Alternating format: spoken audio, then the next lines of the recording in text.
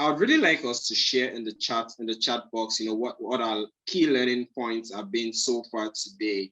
I look forward to reading them, and thank you so much for all the engagement in the chat box. We see everything. We see your questions in the Q&A. Our team is also doing their best to ensure that your questions are also being attended to. Thank you so much, everyone, for staying tuned. So since we can't reach Mr. Fashakin at the moment, and Dr. Angel seems to still be unavailable due to the network challenge, I would just like to quickly move to our next presenter, still exploring the opportunities inherent in the agricultural sector that young people can leverage. And now we're going to be looking at some business opportunities. Apologies, please. So we're going to be looking at some of the business opportunities that we can explore in aquaculture. And to drive this conversation with us this afternoon is the CEO, Aquatic Hub Africa Network, in the person of Mr. Steve Okeleji. Mr. Steve, thank you so much for joining us today. Thank you. Good afternoon and happy International Youth Day. Happy International Youth Day, Mr. Steve. So quickly, I would like to ask you, how do we get started with the fish farming business? It's one of the agricultural value chain that is on the rise, and we just would like the attendees to know how they can get started with the fish farming business, and what particularly was your personal experience like, and what are the key lessons and important mistakes to avoid to ensure success and profitability. That's within 5 minutes, sir. Thank you very much. All right, let me go straight to your question. The first thing you need to know, like I used to tell people, is know thyself. You must be sure that you are able or capable of, what you want to embark on. That's the first thing. Number two, you must also look for where to get the right knowledge for the business. You must submit yourself or subject yourself to learning, or better still, I say internship with successful aquaculture projects around, or farms around, or, as you have it. So that's very important. And then if you ask me about my own journey so far, the journey has been very rough. It just didn't happen. It took a long time. And I want to say determination, consistency, knowledge, and ultimately God has been my source.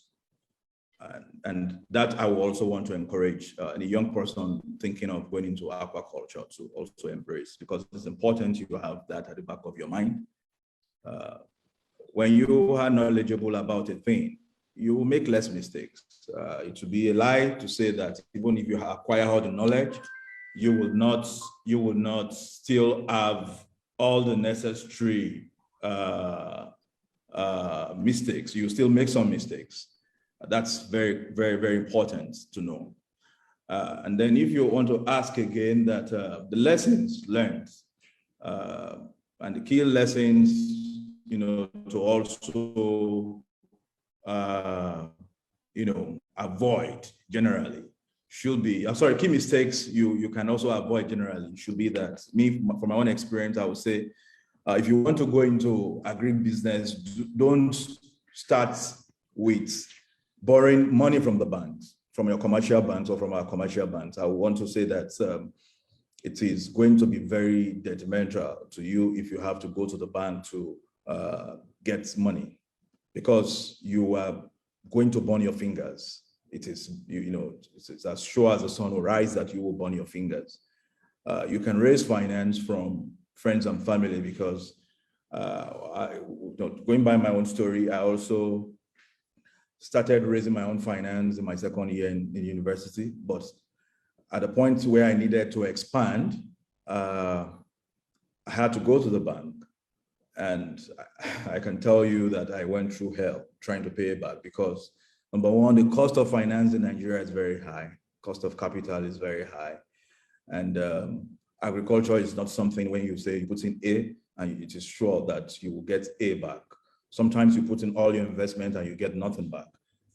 So I've made mention of two things you need to look out for: knowledge, and also never you go to the commercial banks to get loan to start your business. Thank you.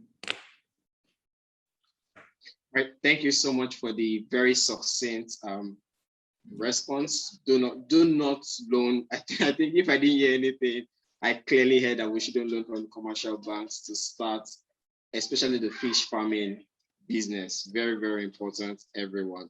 Okay. Thank you so much once again, sir. So quickly, I would also just like to ask us a build-up question, maybe like in 2 minutes, what various business opportunities there are in aquaculture that can be readily harnessed by young people, especially considering the capital-intensive nature of the business. All right, good. So like I said, knowledge is critical. Once you are able to intern with a proper firm or an experienced person in the industry, your eyes will be opened to the possibilities along the value chain. Like I used to say that the value chain of agriculture is insatiable, and that for aquaculture, you can tap into every opportunity from broodstock production to fingerling production to table fish production to processing. And now that we are talking about improving on our food systems, in Nigeria, it's very important that any young person that wants to go into aquaculture understands where to play. You see, I tell people there's no virtue in playing small, as much as I also preach that you start small, you dream big, and then you scale up fast. But you need to also, quickly identify the low-hanging fruits and where you can, quickly man up to make good profit. So now that we're talking about improving on the food systems in Nigeria, I'm seeing a whole lot of opportunities in the dry chain and also the cold chain systems of preserving our fish. Somebody might say, then how do you get power to do this? You just have to find it. Logistics is also an opportunity you can leverage on. So I've made mention of quite a number of areas where you can invest in as a young person. Logistics, let me talk about the logistics. We still transport our fish. 80% of the fish being transported within Nigeria are still being done in the non-conventional ways of putting fishes in bowls.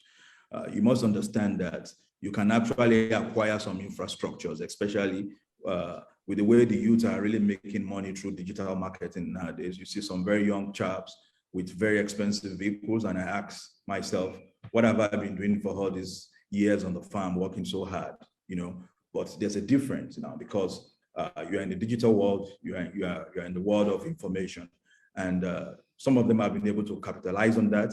And I also want to say that they can reinvest such funds into, opportunities like that within the agriculture space, not just aquaculture. Yeah. Absolutely. Thank you. What is your advice, for young people who want to venture into the agricultural value chain? Now you've mentioned a lot of opportunities around, and can you just give us a short insight around your maybe 1 or 2 advice for young people that wants to really venture? Now we are talking about the agricultural value chain. Just 1 or 2 advice going forward to take it up from you, sir. Thank you.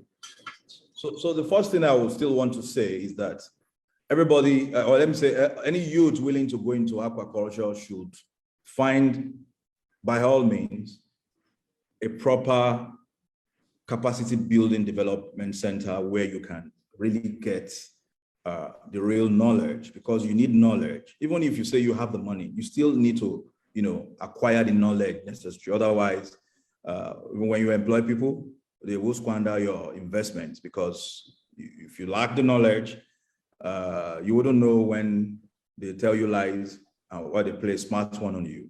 So that knowledge is very important. Once you understand that, and that takes time, really, you cannot acquire all the knowledge in a day. So it takes time for you to intern, or you go for internship with, get your hands on, and really understand the industry.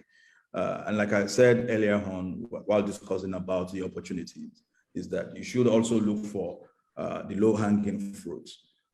If I will advise any youth today, if you don't want to do the real dirty work, you can go through the model that allows you to work with farmers, and then you can aggregate.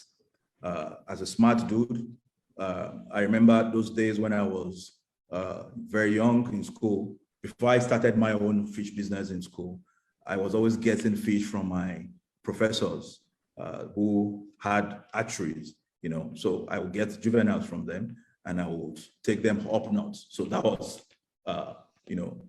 one of the things I was doing to really make money. So it's always very important for you to look at a situation where you can quickly upscale. And then I was able to raise a lot of money. My third year in school, I was able to buy farmland, and I started my own production because the scale was increasing. So that is just a model you can work with. You can work with farmers and give them the SOP. And that's why I said you need to go through proper tutelage. So you give them the SOP, the standard operating practice you expect to raise their fish, because if you don't keep to those standards, you are bound to fail too. And if you can offtake from them, you can also process. You can solve logistics problem. You can solve logistics problem, and you can do quite a number of things to actually bridge that gap. But one of the things you also need to know is you must also be able to identify the need of the market. You do not go into a niche where you are not needed. And that's also very important.